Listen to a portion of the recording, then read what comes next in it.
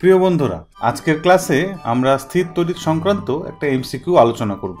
এই প্রশ্নে বলা হয়েছে 64টি পারদবিন্দু প্রত্যেকটি 10 ভোল্ট বিভবে আহিত, এরা মিলিত হয়ে একটি বড় পারদবিন্দু গঠিত হয়। তাহলে বড় বিন্দুটির বিভব নির্ণয় করতে বলা হয়েছে। এবার তোমরা ভিডিওটি এখানে পজ করে এই প্রশ্নটা সমাধান করার চেষ্টা করো। তারপর কিছুক্ষণ পর ভিডিওটা খুলে তোমাদের সমাধানটা আমার সমাধানের সঙ্গে মিলিয়ে নাও। আশা করি তোমরা প্রবলেমটা সলভ করে ফেলেছো।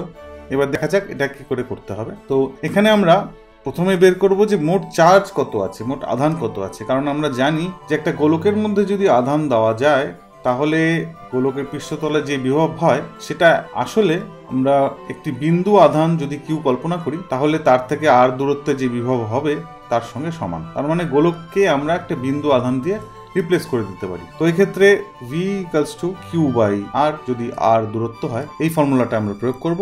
আর কনস্ট্যান্ট গুলো আমরা এখনই লিখছি না। তো এই ক্ষেত্রে পারদবিন্দুগুলি প্রত্যেকটি 10 ভোল্ট বিভবে আহিত। তাহলে একটি পারদবিন্দুতে যে পরিমাণ চার্জ আছে সেই পরিমাণ চার্জ হলো কিউ। যদি একটি পারদবিন্দুতে চার্জ হয় সেটা হলো 10 ভোল্ট ইন্টু যে রেডিয়াসটা আছে পারদবিন্দু, ধরলাম রেডিয়াসটা যদি আর হয় তাহলে 10 ভোল্ট ইন্টু আর 10R। তো মোট যে আধান হবে, যদি আমি এটাকে বড় কিউ লিখি তাহলে 64 গুণ 10 গুণ আর, কারণ 64টি পারদবিন্দু আছে। এবার পারদবিন্দুগুলোর একটি যে ভলিউম হবে সেটা হচ্ছে 4/3 পাই আর কিউব, একটা পারদবিন্দুর ভলিউম আয়তন। তাহলে 64টি পারদবিন্দুর যে ভলিউম হবে সেই ভলিউমটি একটি পারদবিন্দু পরবর্তীকালে যে পারদবিন্দুটি আমরা পাবো তার ভলিউম হবে। ধরে নিচ্ছি কোনো পারদ এখানে লস হচ্ছে না, তাহলে এখান থেকে আমরা পেয়ে যাচ্ছি 4/3 পাই কেটে যাচ্ছে, তার মানে আর ড্যাশ হয়ে যাচ্ছে 64 আর কিউব, আর ড্যাশ কিউব, তার মানে আর ড্যাশ হয়ে যাচ্ছে 4R।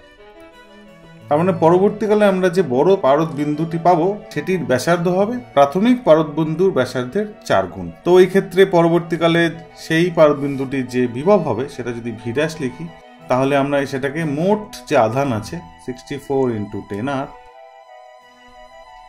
ডিভাইডেড বাই যে রেডিয়াস সেটা দিয়ে ভাগ করতে পারি, সেটা হচ্ছে 4 ইন্টু আর। তাহলে এটা হলো 16, আর আর কেটে যাচ্ছে।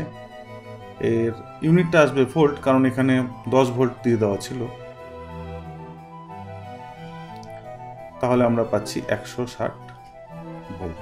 তো এই ক্ষেত্রে এই প্রবলেমটার যে সলিউশনগুলো আছে, মানে অ্যান্সারগুলি আছে, তার মধ্যে সি অ্যান্সারটি এখানে সঠিক উত্তর হবে। তো সি হলো অ্যান্সার।